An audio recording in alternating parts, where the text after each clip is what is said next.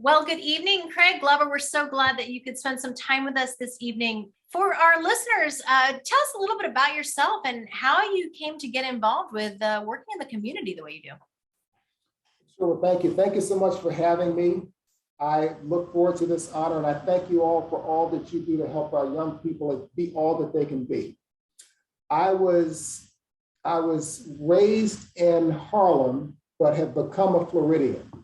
I met a young lady at Florida A&M University in Tallahassee, and we've since become Floridians, having lived 36 years all over the state of Florida, 6 years here in West Palm Beach. When we moved to West Palm Beach, we started a home healthcare agency. I was the outside person, she was the inside person. And I spent a lot of time getting to know the community, getting to know people, volunteering, marketing, and I realized that it's a huge county, but a small world. I kept running into the same people that get things done. I was asked to consider leadership Palm Beach County. I was fortunate to be a part of the 2019 class. And the first day of my class, Michelle Jacobs of the Economic Council came in and presented about this idea. And the idea was based upon a national model, purpose-built communities out of Atlanta, that had a really audacious goal, and that is to break the cycle of poverty in very targeted areas. The model's been doing this work for a number of years, and I was really excited about this concept. The thought was to bring it to West Palm Beach. And when I came home that night, I told my wife that I love our home health agency, and I'm committed to it. But if I ever did anything outside of that agency, it would be something like that idea, because we come from communities that had a high rate of poverty. And we've had really amazing lives because we had a good foundation in education, and we had many mentors that showed us the way, showed us how to be successful. So that planted the seed, and that led to a series of conversations. And after a number of months of conversations, I was invited to become the executive director of Northend Rise, the purpose-built communities model for West Palm Beach. Then my wife and I had a decision to make, but she really supported the idea of helping people find their way like many people helped us find our way. So I feel like I get a chance to pay it forward. I get to serve a community much like the one that I grew up in, that struggles with systems and struggles with maybe a lack of confidence or a lack of exposure to opportunity. And what we do is we get to know the community. We get to know the families, in particular families that have spent a lot of time in the community, and we have conversations. I've had hundreds of interviews with families to ask them to just teach me. Tell me about yourself, tell me about your family. Why do you live here? Why do you stay? And two key questions are, what do you love about the community and what would you like to see change? And we learn a lot from that conversation. And then I share a little bit about what RISE does. And what we do is we are a resident-driven, family and systems-based nonprofit movement. So what that means for a family is that their teaching us informs us so that we can build trust and engage people. And in that conversation, I asked, well, who in your family might need help with any combination of education, employment, housing, and wellness? And most families in a community with a high rate of poverty have someone in the family or connected to them that has some need. And then our goal is to do what I learned as a volunteer. What I learned as a volunteer serving on a few boards is that usually there's a solution. Already the solution exists to most problems in this community that are education, employment, housing, wellness oriented. There's usually a program or service, but most people who have the challenge have no idea that the solution exists. They just don't know. And if they do, it's sometimes difficult to navigate systems. We don't always make it easy to get to the finish line. So our goal is to get to know families, make that connection through the many, many service partners that we work with, and then follow up for a good outcome. And if we do that well enough, then we get to help elevate a family to move towards a goal. And most of the people that we serve have a desire to earn more money, and many have a desire to buy a home. And it's all connected because usually education is the foundation for employment opportunity. Right. And then we work on all of that to help people get to their goal. And we do it all through partnerships, hundreds of volunteers, and the many, many residents that have taught us about themselves in this community that we get to serve them and help move them forward. That's yeah. I remember your focus on home ownership and education and employment. That is like, those are so interconnected, they're indistinguishable, right? And I Yes. know that you're making a real difference. And for our listeners, so I met Craig Glover, I want to say almost 3 years ago through an event with the school, the Palm Beach County school system. And I got on a newsletter. So I have sort of quietly followed all of the good works that you've done, the food drives, where you do the career source, you bring in the folks to help people learn more about how to get prepared for an interview and jobs. And so I quietly saw this for a couple of years, and I wanted to contribute. And so I know firsthand what you do because you have a very effective newsletter. Am I right? Don't you have some of your interviews with your residents on your website? Aren't some? We do. We do. In fact, we put together we wanted to honor the residents who put in a lot of time in the community, who are the foundation of the community, because people are the community. And we identified 4 that we worked with the Quantum Foundation, our primary funder, on creating some videos. And I do want to thank Quantum, the Community Foundation, and the Lost Tree Foundation in particular as our major funders, and hundreds of volunteers.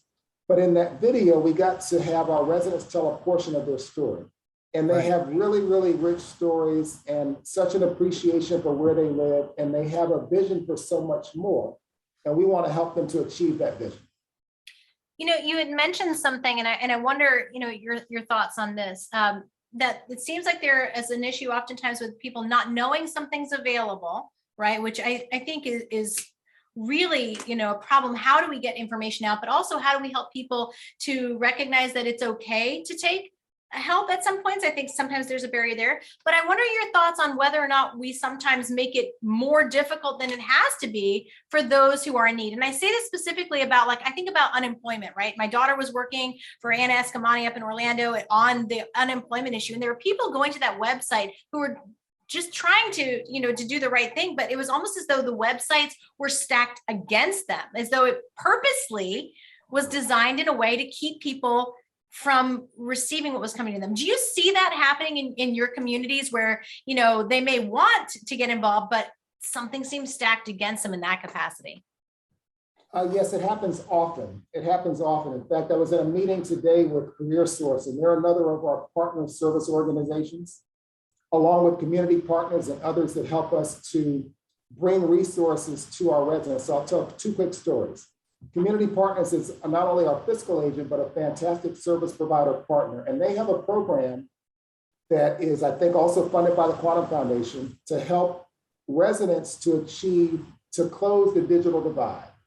Because often these programs, especially during the pandemic, to get rent relief or to get mortgage relief, or you had to go to a website. And that's easy for you and I, especially if we have access to technology and we have some level of expertise, a working Wi-Fi and all of those things that people in a community with a high rate of poverty, they just don't have. And when you push a whole family into a home during the pandemic to do education and work and everything, even if you had Wi-Fi, it was strained to its stretching point.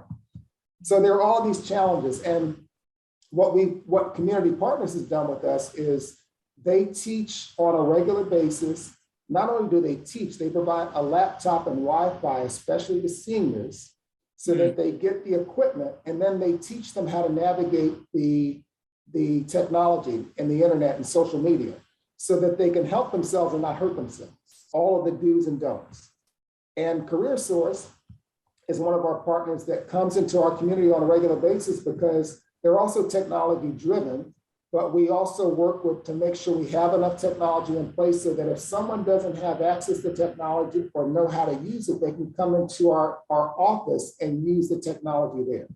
Oh, that's great. Someone to walk them through what's really simple for us because we have experience with it, but it's not simple to someone who hasn't had to go through these hoops before. Right. No. And I'll speak just for my mom, who was a principal and a teacher.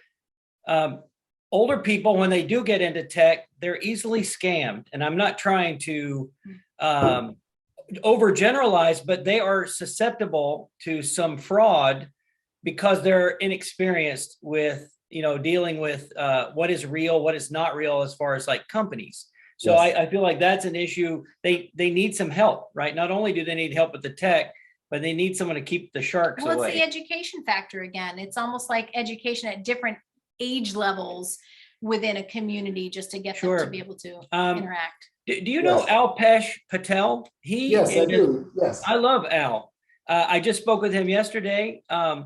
He, like you, Craig, for our listeners, I believe We did do a we did a podcast with him podcast and with a him. recent blog. I love him because he takes computers that companies would discard and he refurbishes them and gives Yes. them away. Yeah. And that you couldn't ask for a more useful, community service person than that.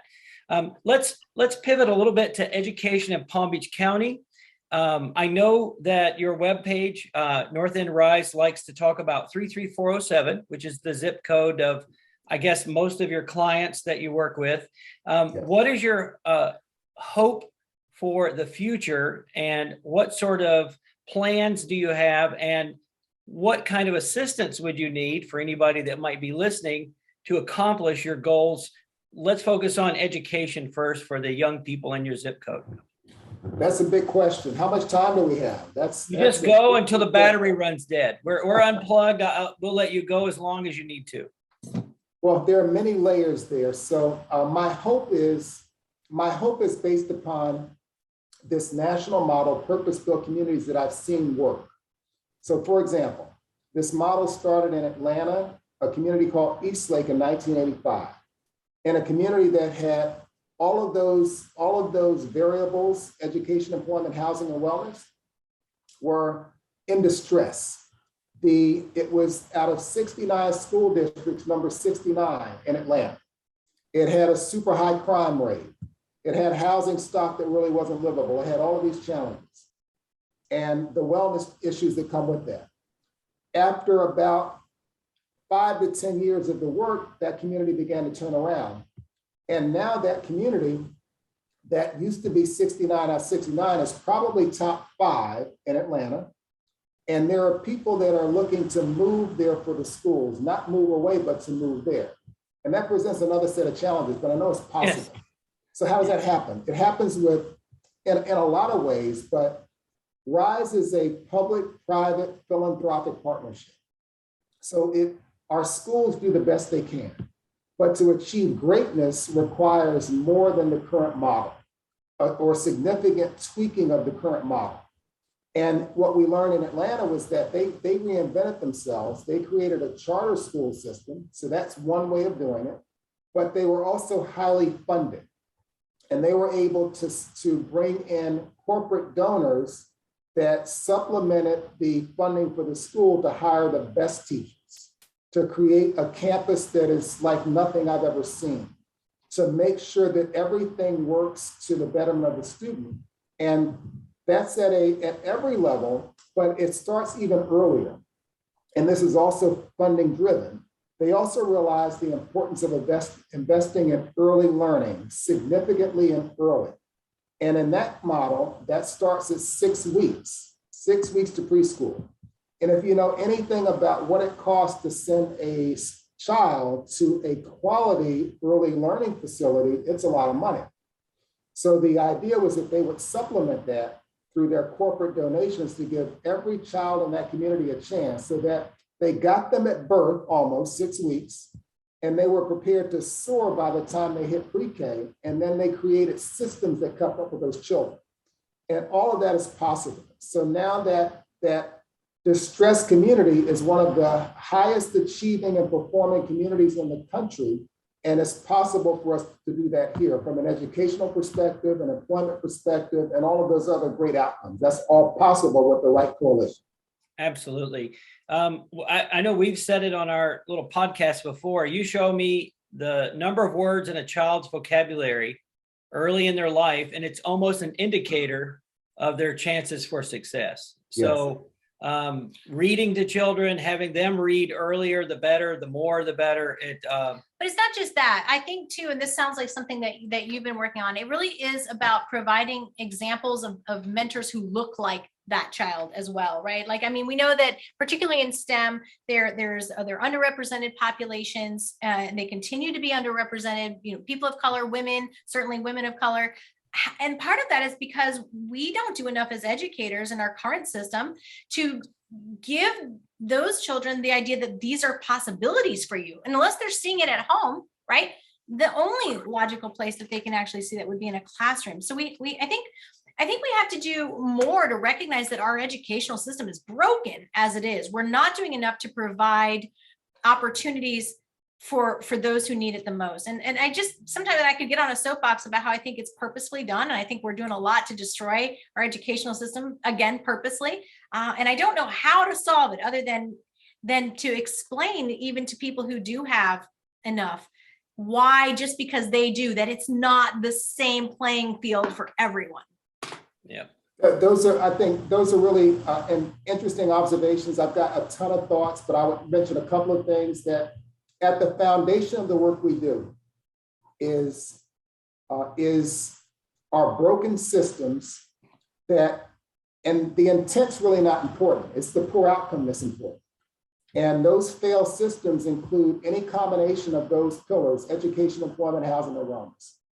And it's not by accident that in the 28 cities that this purpose-built model does work, including West Palm Beach, those are primarily historically African-American communities. So at the core is this sad concept of systemic racism that creates these really poor outcomes. And some of it is intentional and some of it may not be, but the outcome's still the same.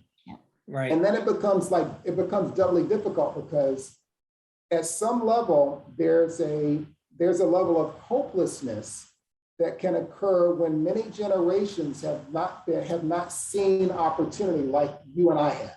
Right.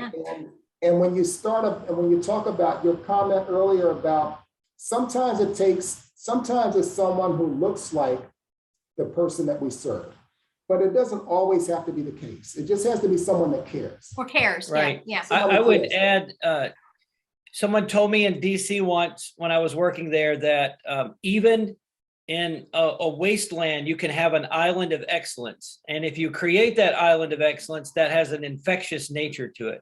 Yes. And I feel like that's what you're doing is you're planting, you're throwing down the anchor and you're making your stand and creating something good that will translate. But it is definitely not an overnight, it's the long haul. So I know that you're in this for a long time. You say you've done this for, I believe, 6 years.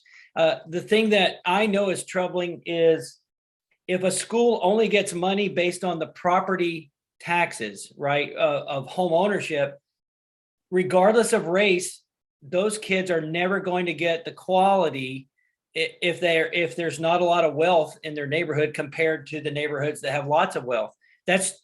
You can almost take race out of that. Now, I'm totally agreeing with you about which communities tend to be more distressed. And I agree that we should help them. So let's talk about some of the things we can do are there some specific educational initiatives that you're excited about that you want to implement or you are implementing? And I'll just turn it over to you and let you take this question in the way you want to go with it. Sure. Well, there are many things I'm excited about. One is really very fundamental. And in fact, I don't want to miss this opportunity. I want to thank what we've achieved. The momentum we've built is all through partnerships. And you're one of our partners. The amazing work that you all have done in communities at the northern part of the county is just remarkable. And that you're willing to come into a community that doesn't have that pocketbook, that doesn't have that means, but because you realize that anyone with an interest in a healthy brain can do space at a high level. That's a huge thing. So having your partnership is important because for many of these kids, their curiosity hasn't been crushed out of them yet.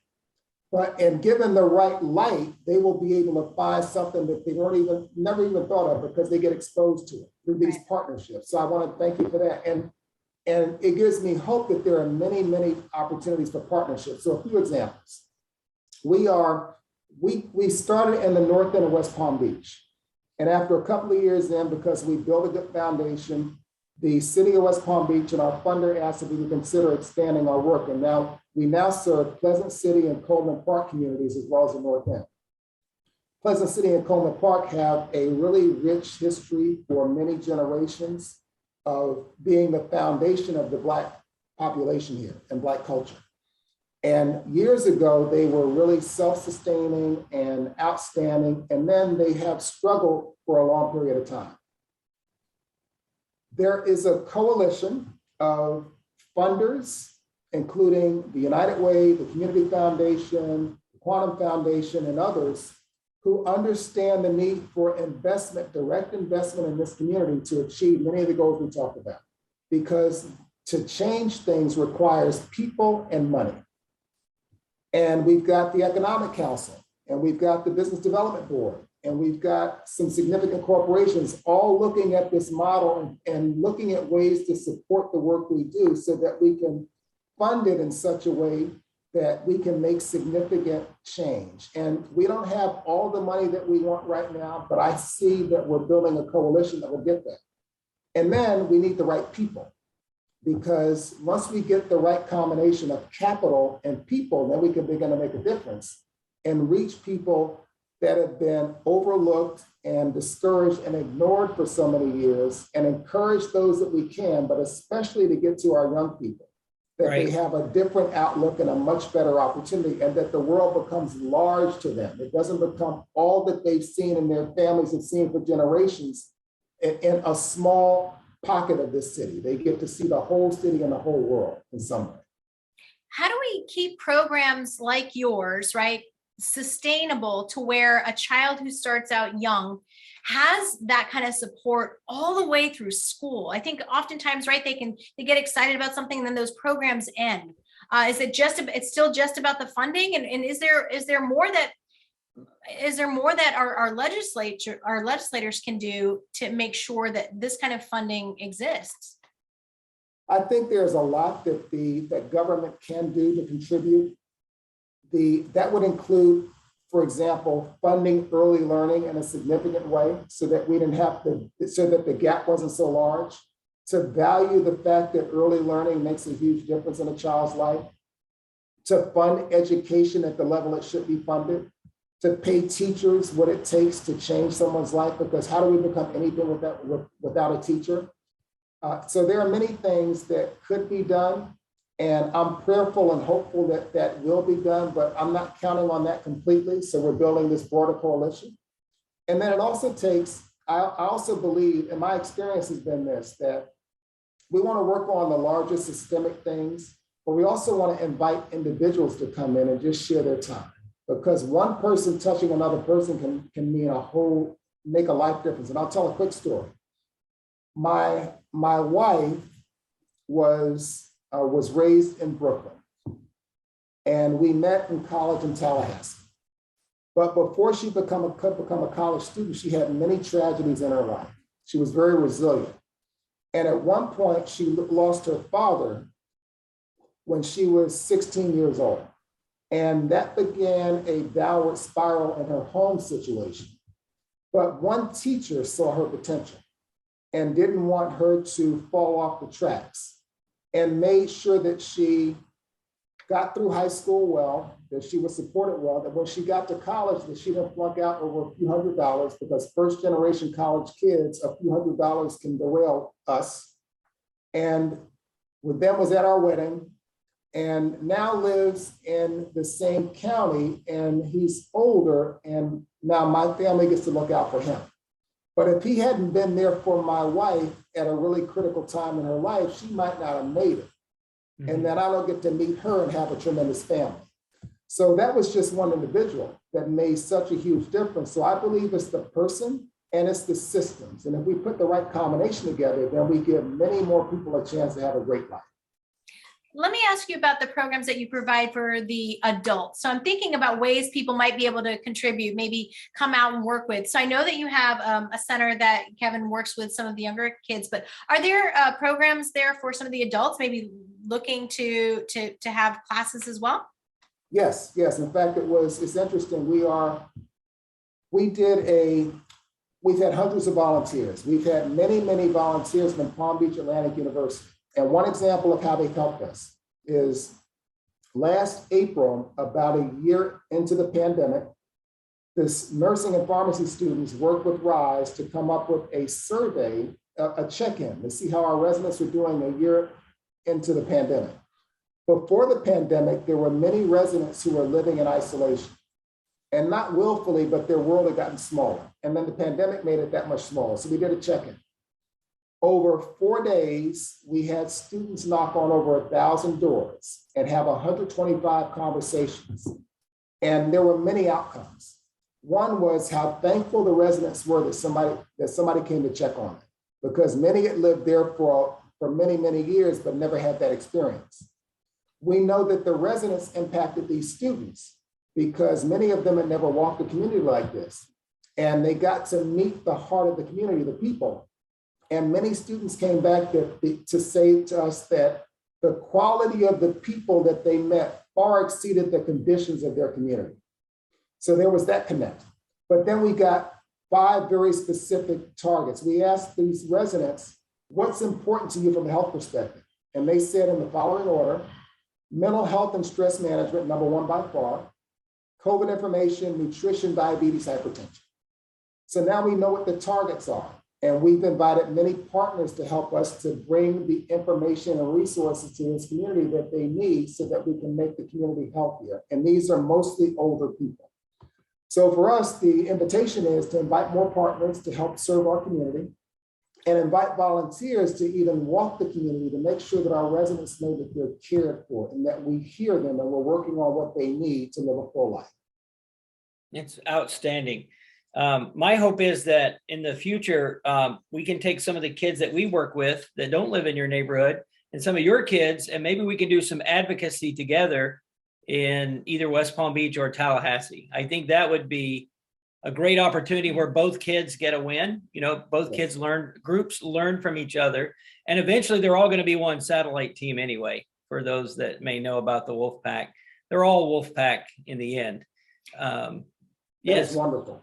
That is really wonderful. You know, as we're coming to the close, I oftentimes just ask our listeners to give some advice, but I want to give you as much time as possible to plug out any websites or information to share out where people can reach you. But my first thing is I just really want to, I know that you're not doing anything for applause, but I want to applaud you.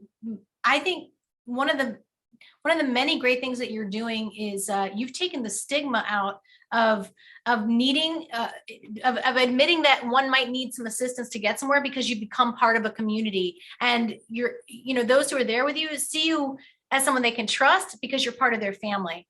And we all can learn a lot from that. We all can do more to be not just a neighbor, but to be someone's family. So thank you for that, and thanks for letting us be a small part. And that question was, please, we want you, of course, to share how folks can learn more about you. But for our students out there, for our students or our parents, is there any one piece of advice you'd like to leave with them that might help them on their journey before we go? So many thoughts. I would say that it's important to have a dream or a goal. And that may sound really, really simple, but I think that there are the longer someone's lived in depressed conditions, the more difficult it is to hold on to that dream. So to have a dream or goal. And for some, that's to own a business. For some, it's to get a better job. For many, it's to buy a home. And then not to be afraid to ask for help.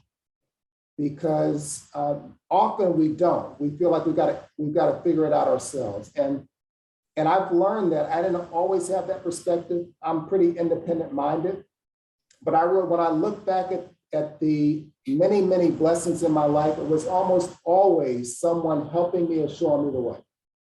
And I have a chance now to build a team of people that are going to help this community, a family at a time, to find its way and achieve its highest goal, and to give them that hopefulness back again.